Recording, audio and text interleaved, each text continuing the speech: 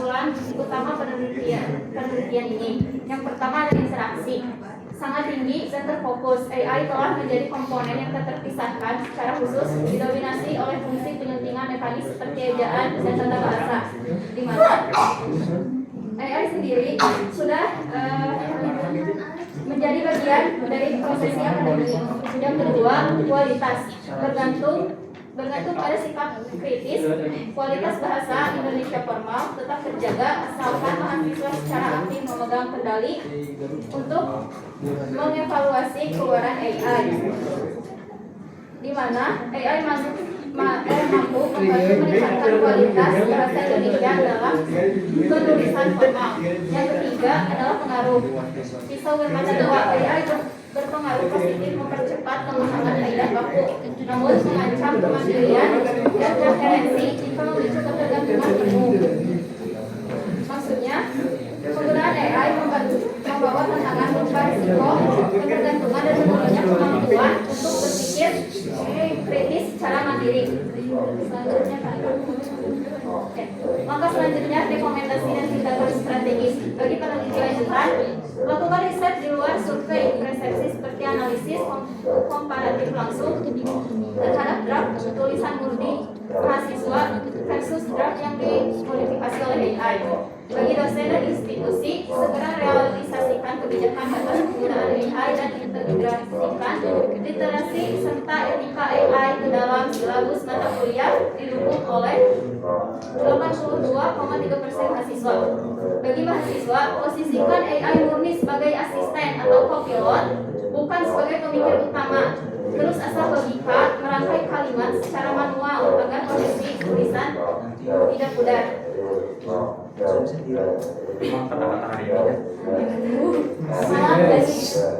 Atasnya mungkin presentasi dari kami sekian. Saatnya kita bertukar pikiran, teman-teman. Barangkali ada yang ingin bertanya, langsung saja atas. Boleh. Coba di slide tadi kembali ke belakang. Terus lagi.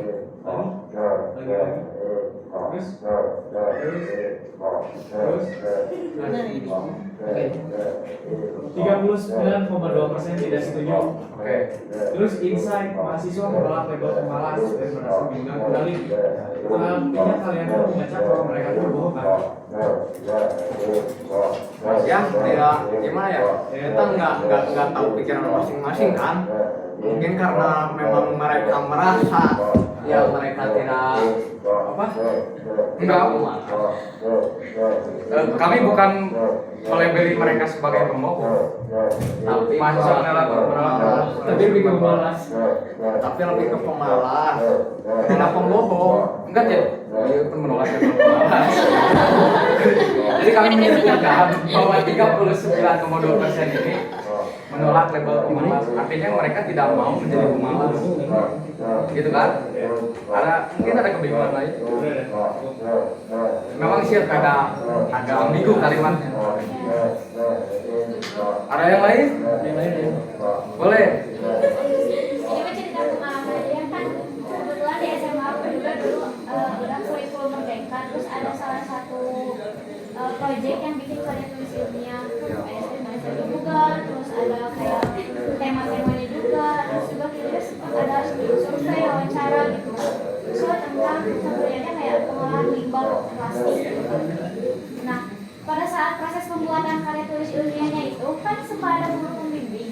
Ya. Dari setiap kelas itu kalau tidak salah itu 3. Dan setiap jadwal itu beda-beda gitu kan. Tiga-tiganya ada.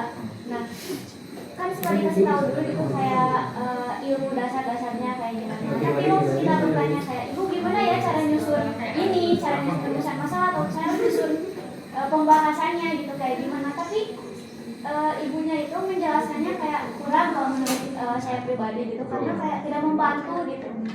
Pada akhirnya saya malah berdiskusinya sama orang tua gitu kan, gimana cara nyusun ini gitu, soalnya nggak ngerti kan.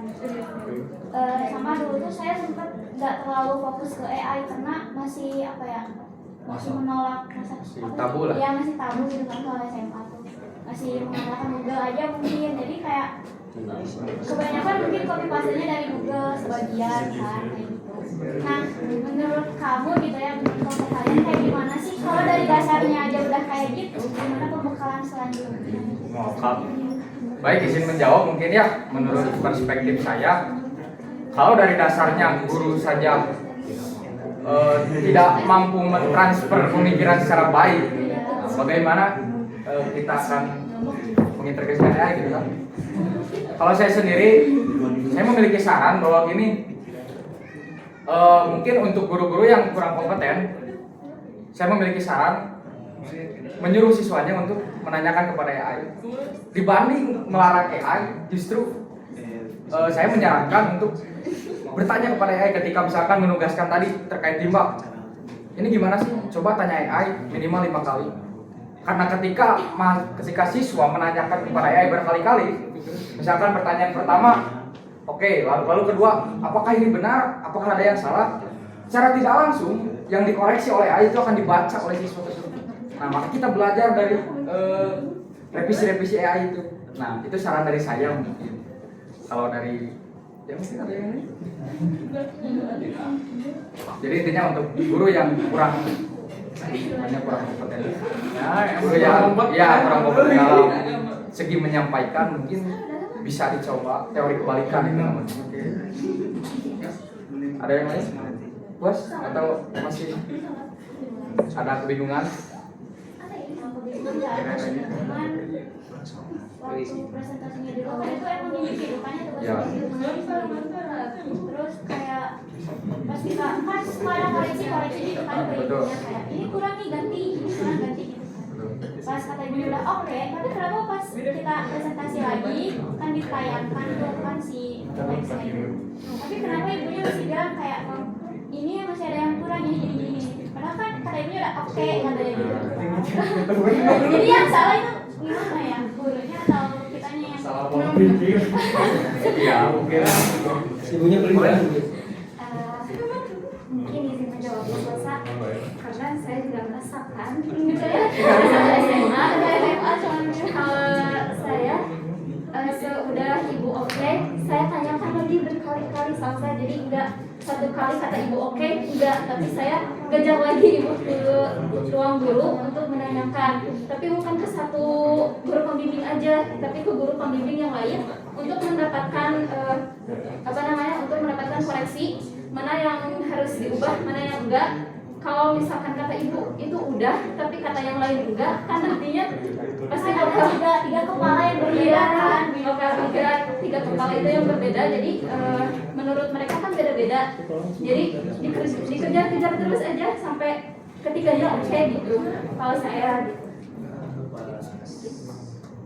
mungkin masih ada kebingungan atau ada pertanyaan yang lain? Boleh silakan. Oke, saya. Mas Fadil. Jadi gini Pak, kan di sini sudah tertulis bahwa AI itu membuat orang menjadi malas kan. Nah tadi dengan saran dari Pak kan bahwa ketika seorang guru tidak menjelaskan dengan benar dan cobalah bertanya ke AI, itu merekomendasikan daripada untuk tidak disetujui ke AI, lebih baik bertanya ke AI kan gitu kan. Betul. Tapi kan di sana sudah tertulis bahwa AI itu membuat kita berpikir menjadi malas kan. Itu bagaimana seseorang mungkin mencoba kayak nggak semua orang mungkin ya. Kalau misalnya AI itu membuat kita malas, tapi kan bahwa dalam survei sekarang gitu kan bahwa orang-orang itu menjadi malas gitu kan AI. Jadi dari intinya saya ingin bertanya gitu kepada kan, apakah saran untuk menanyakan AI itu baik atau enggak? Karena rata-rata dengan menanyakan ke AI kita menjadi malah lebih malas gitu kan. Itu emang surveinya emang seperti itu kan. Dan menurut saya gitu. Jadi menurut Anda lebih baik ke AI aja deh, atau lebih baik menanyakan ke dosen aja? Baik, izin menjawab. Yang pertama, survei kami mengatakan 39,2% tidak setuju kalau AI membuat dirinya lebih malas. Oke, artinya yang lain tidak setuju, yang lain setuju gitu kan. Lalu yang kedua, saya menyarankan penggunaan AI itu dengan catatan. Yang pertama, menanyakan kepada AI lebih dari 5 kali. Oke. Lalu yang kedua, apakah saran untuk menanyakan kepada AI itu baik atau tidak? Saya tadi menjawab ketika studi kasusnya guru tidak kompeten untuk menjelaskan kepada murid. Maka itu saran yang menurut saya paling baik. Atau mungkin ada saran lain dari Mas Fadil. Misalkan ketika guru tidak kompeten dan mahasiswa tidak paham, maka kita menanyakan kepada guru yang lain atau mungkin gimana? Coba. Karena menurut saya itu cara yang paling mudah, yang kedua paling praktis, yang ketiga gratis. Asik. Itu sih. Iya sih, menurut saya setuju, tapi ada yang kurang setuju juga karena kita mungkin pertama-tama mencoba untuk bertanya kita sekali dua kali, iya kan. Tapi lama-lama kecanduan gitu karena kita jadi bertanya terus dan akhirnya malas gitu karena kita emang sering bertanya kepada AI dan akhirnya ya udahlah tinggal AI aja yang buat lah, saya cuma sekedar ngasih prompt aja lah, seperti itu aja kan. Ya, Rata-rata menjadi gitu kan kalau misalnya menanya ke AI. Makanya dari itu saya menyarankan 5 kali bertanya, dalam satu pertanyaan itu 5 kali bertanya. Artinya AI itu melakukan beberapa kali revisi, otomatis kita membaca setidaknya apa yang salah nih dari revisi Nah, sebelumnya. orang-orang sebut itu kadang kurang membaca gitu kan. Nah, Karena mereka lebih malas. kalau saya pribadi sih, menurut saya kalau sampai 5 kali dulu kita baca nggak mungkin sih.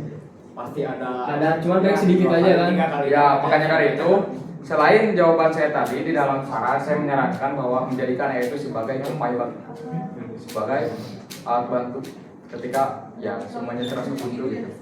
Ya, jadi saya memang setuju sih pendapat saya. Karena orang yang tidak kompeten lebih baik kita menanyakan daripada kita sesat di jalan lah gitu kan. Ada pepatah kalau misalnya kita kalau bertanya berarti sesat di jalan seperti itu. Emang sih. Terakhir kan boleh saya bagian sudah keluar dari topik ya. Ya. Kan AI itu kan mengumpulkan data. Beda. Boleh. Kan AI itu mengumpulkan data. Terus AI menjawab dengan 90% data yang menurut dia benar. Betul. Terus 10% yang salah itu tidak dianggap benar. Otomatis ada ketidakjelasan. Kalau data 90% orang memberikan data yang salah, AI juga akan memberikan data yang salah. Nah, apakah dengan kita menjadikan penyunting si AI itu jadi versi data Oke. KBI itu masih worth atau gimana?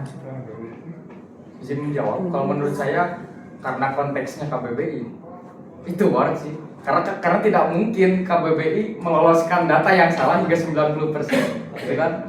Karena KBBI itu punya standar protokol sendiri untuk penyaringan kata mungkin. Nah, seperti itu. Terima kasih. Sama-sama. Ada yang lain mungkin? Kita sampai isian cukup lah ya?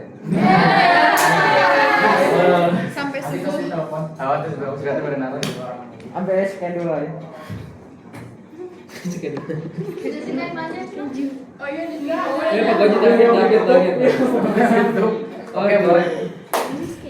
Oke, mungkin karena semuanya sudah capek ya mungkin. Sama aja. Nggak mungkin, emang capek sih. Sebelumnya ingin berterima kasih kepada teman-teman yang bersedia untuk bertukar pikiran dengan kami kelompok 9. Mungkin kami ingin meminta maaf atas kekurangan kami, baik dalam penyampaian, baik dalam materi. Ditutup dengan perkenalkan saya Christian. Maksud saya penutupan. Ciri khas dan ciri khas. Sasa. Oke, ditutup dengan aku lu mulia wa astagfirullahaladzim wa lakum warahmatullahi wabarakatuh.